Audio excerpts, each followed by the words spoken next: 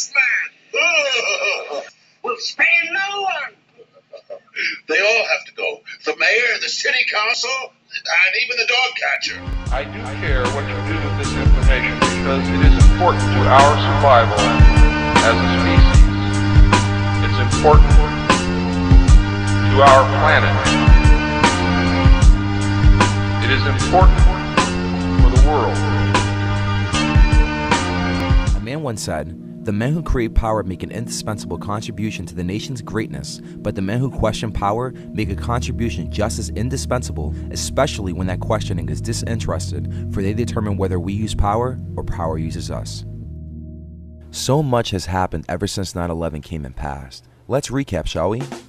Okay, on May 1st, 1776, a German philosopher and Jesuit-trained former priest who later became a professor of canon law by the name of Dr. Adam Weishaupt decided to establish the Bavarian Order of the Illuminati, which was originally called the Order Perfectibilis. Simple because the Jesuit order was left in suppression due to the post-rejection of it, he was pretty pissed. So in turn, it motivated him to essentially infiltrate Freemasonry in all its components by way of creating a secret society within secret societies, all to perpetuate a global acceptance of world domination by abolishing every government, every tradition, and pretty much everything that consisted of the Christian faith, so he could then start eradicating the world of its laws, property, family, and morals. But that didn't pull through, or at least we thought. Little Adam and his wealthy followers enjoyed every second of his self-deluded utopian world for several more years until 1784 came and the Bavarian government banned and shut it down, or so we assumed. And definitely, after digging into some of his writings later on and feeling that they were too seditious, or should I say extremely unorthodox. So they closed down the order and banned his Freemasonic club forever, or so we thought. Funny how the Constitution of the United States was ratified and approved within its era on 4th. Read it. Awesome material. Couldn't live a day without it. So, wars were fought, contracts were made, revolutions were instigated and funded from both sides from the likes of the Rothschild banking cartel, and out of nowhere Freemasonry was gradually put back on the map, celebrating in secret to their Most High, the supreme architect of the universe. Most Freemasons in today's age refuse to acknowledge this fact. Guess it's what comes with the territory when you are kept ignorant to the idea, as Albert Pike states in Morals and Dogma. Crazy book. Read it entirely. Good luck. But the question still remains, who are the Illuminati? And who is the supreme architect of the universe? In one answer, the Illuminati are an extremely powerful select group of men from all levels of global influence around the world who work in the shadows of authority, consequently manifested through the occult practice of Freemasonry, which is an internal secret organization comprised of initiated newcomers, aspiring elite university grads, presidents, lawyers, judges, celebrities, professionals from all entertainment and academic practice, and wealthy billionaire men in key positions of political power who come from royal families such as the Rothschilds, the Reynolds, the Disneys, and many, many more. More wars came, new laws were passed, and more liberties were lifted contrary to what the United States Constitution allowed. But just don't take my word for it, let's just fast forward. Abraham Lincoln proclaimed to stick by his guns, and he sure did. He wanted to allow every American to gain sovereignty and consequently abolish the monetary system and the way it was conducting itself at the time. But the elite weren't having it. So on April 14, 1865, he was assassinated on the spot, but corrupted history states otherwise. We love you, Al. On July the 2nd, 1881, President James Garfield was shot and assassinated, but we are led to believe that he died from blood poisoning due to the poor medical treatment. Yeah, right. Fast forward a century. The United States Treasury held its weight until America plunged into a national debt that was so great they had to create an artificial universe of fake entities, people being recognized as nothing more than corporations, which in turn gave birth to the invisible digital straw man. He is on your social security card and is worth billions on your very own birth certificate and happens to be a stock on Wall Street. He is a name that is always printed in all capital letters on every presentment, bills, school loans, and essentially attached to every debt you owe. But you don't owe it, the straw man does. How funny, you were literally born into debt. Talk about trade, huh? This is the corporate you. On December 23rd, 1913, numbers. Congress passed a bill which allowed for the Federal Reserve System to consequently create money out of thin air and attach a slave wage and interest rate in conjunction to the debt that was originally stuck to the loan that was already circulating in the national debt that was already being paid off with another debt that was never even really paid off. Why? Because you can never pay off a debt with more debt. Simple? Got it? Good. The American dollar, which was originally backed by gold and silver, was now backed by nothing. Literally nothing. Oh wait, it's backed by the American people. Wait, that doesn't make any sense. Oh yeah. The straw man. The Fed swept the US Treasury under the black carpet. Go figure. Now the American currency system is backed by nothing. On May 1st, 1933, talk about a coincidence. Pick it up a notch.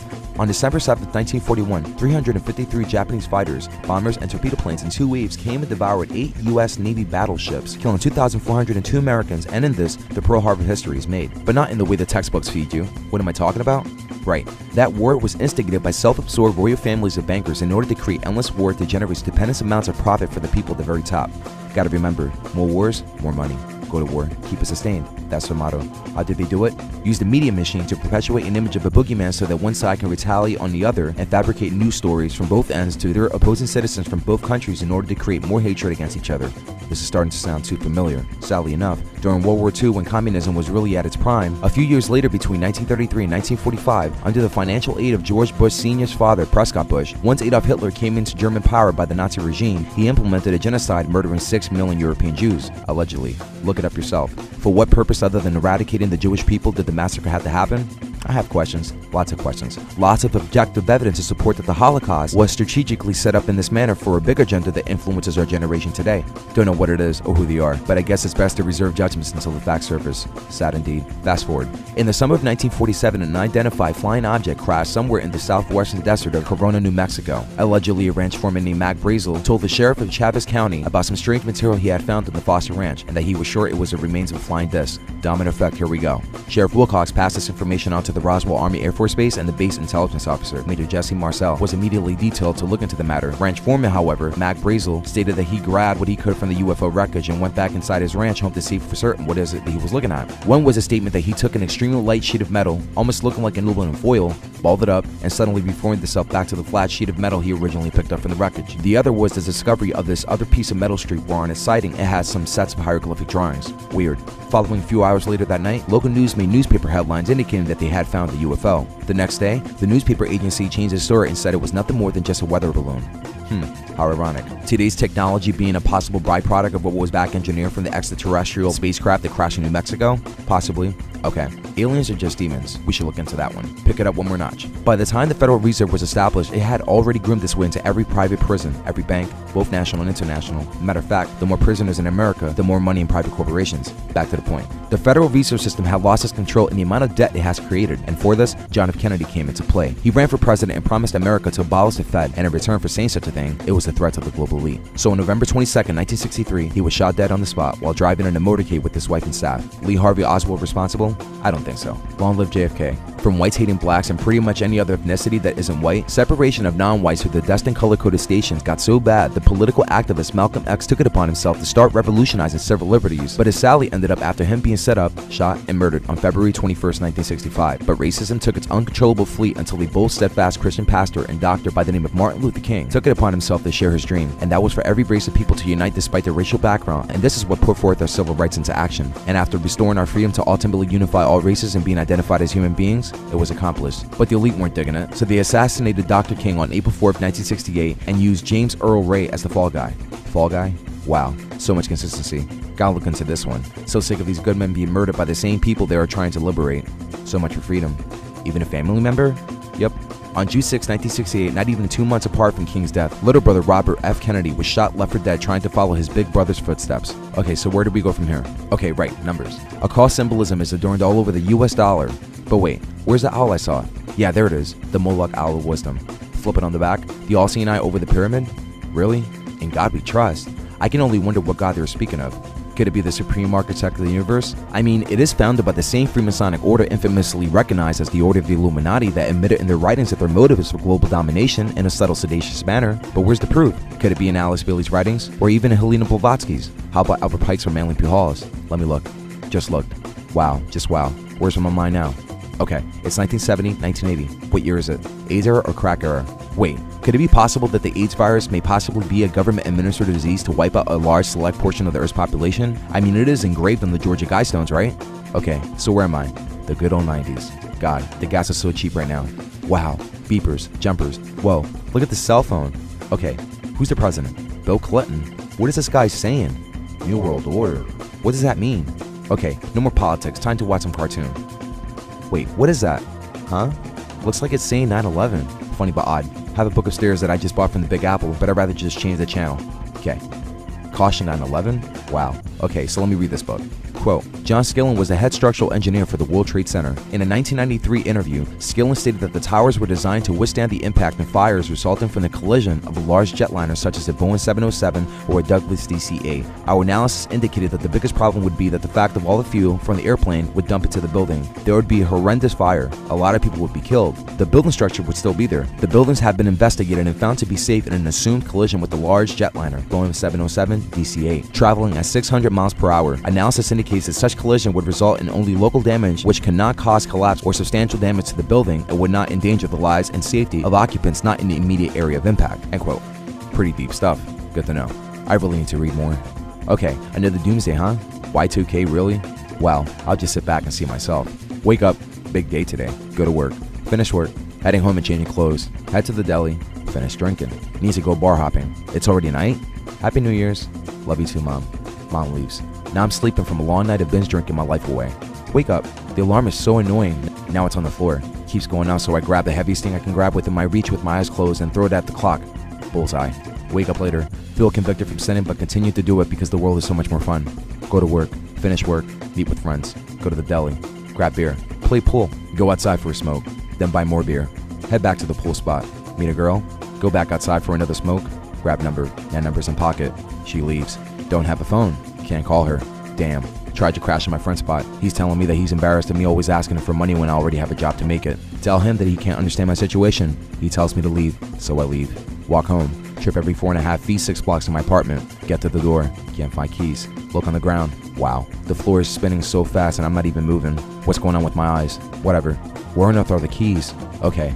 Back pocket. There it is. Open. Go up 2 flights of stairs and trip on my own shoelace halfway up the staircase. Damn, that hurt. Finally home. Wake up. It's 2 o'clock in the afternoon. Aw man, what did I just do? I am so losing my job. Find change under the couch pillar. Go to payphone. Call work. Boss says you're fired. I stand in the middle of the street with such egotistical humiliation. Gotta go and get new friends. End up hooking up with bad friends. Sure, what is it? Okay, I'll give it a try. Man, that was good. Gotta get more of that stuff. Wow, already in jail. First time? Nah. Second time? Nah, it's a third, definitely. Get bailed out by mom. Says I can't move back in unless I get help. I say I'll do whatever it takes. She says prove it. Pack my bags. End up for 3 months in rehab. First month was boring and nauseating to the point I wanted to attempt mental suicide. Second month, now I'm really starting to understand this NA thing.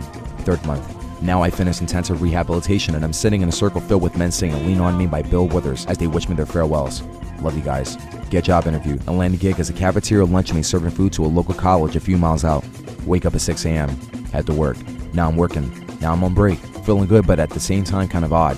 Very weird. Meet a couple of cool Christian men for the first time that started discussing the Holy Bible. Don't know why. They didn't want to hear it. I was shown a passage from one of them. They opened up the King James Bible. Look around to see if anyone saw me talking to them.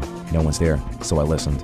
Guy opens up the Gospel of Mark and goes to chapter 13 verse 32 and reads, But of that day and that hour knoweth no man, no, not the angels which are in heaven, neither the Son, but the Father. It's 10 minutes before break is finished. Really stressed, yet for some odd reason feeling spiritually refreshed and at peace. Can't tell anyone. Still don't know why. Clock back in. Go to kitchen. Head chef asked me to get more knives from dishwashing machine. You got it, boss. Don't call me boss. Okay. Grab chef's tools, pass by 4 stoves, and 2 head supervisors are looking up with tears in their eyes. Entire building is quiet. What's going on? Supervisor tells me to put up the TV's volume. Plane just hit. I stop. I stare. I listen. Replay. A commercial airplane slams into the World Trade Center Twin Towers. News keeps repeating the name Osama bin Laden every 3 minutes. It's getting annoying. Doesn't make sense at all. The other tower's already in flames? What on earth is going on? It's a terrorist attack. Osama bin Laden. Responsible? 19 hijackers. Box cutters? What the heck? Al-Qaeda. Screens of images visually perpetuating everything that I learned, but on a subconscious level? Wow, this stuff doesn't add up. Well, let's just wait till the New York Fire Department rings everything out. I'm pretty sure everything will be alright. Go back to work. Go right back into the kitchen. Now the TV is showing everyone on the streets in ashes. Heartbreak sets in. Now tears are falling rampant from my face. Now the building is falling like a deck of cards. One subconscious assumption, controlled demolition. But I couldn't tell any different. Or did I? Finished work. Heading home. Now families from all walks of life are standing and sitting in the middle of the streets crying, hugging, fighting, shouting, calling their kids, calling their fathers, their mothers, their cousins, their aunts, their uncles, literally their entire family. Can't speak, refuse to speak with anyone. Watch TV, watch more TV,